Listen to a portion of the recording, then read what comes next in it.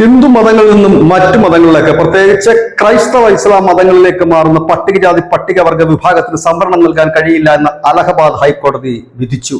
ഇതിനു മുൻപ് പല കോടതികളും ഇക്കാര്യം ചൂണ്ടിക്കാണിച്ചതാണ്. ഇന്ത്യൻ ഭരണഘടന അനുസരിച്ച് ഹിന്ദു, സിഖ്, ബുദ്ധ മതത്തിൽപ്പെട്ടവർക്ക് മാത്രമാണ് സംവരണം, പട്ടികജാതി പട്ടികവർഗത്തിന്റെ സംവരണം.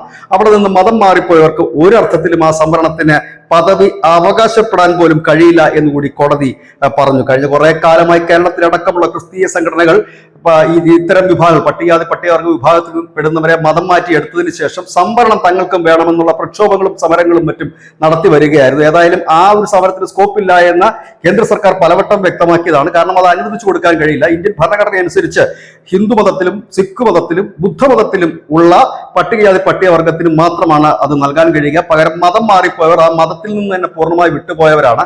കാരണം അവരെ മതം മാറ്റുമ്പോൾ തന്നെ ആ മതത്തിലേക്ക് ജാതിയോ മതമോ ഒന്നും തന്നെയില്ല. അങ്ങനെയുള്ളവർക്ക് പട്ടികജാതി സംവരണം നൽകാനും കഴിയില്ല.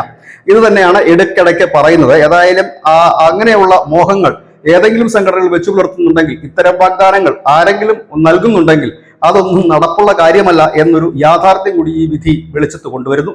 News desk, news India Malayalam.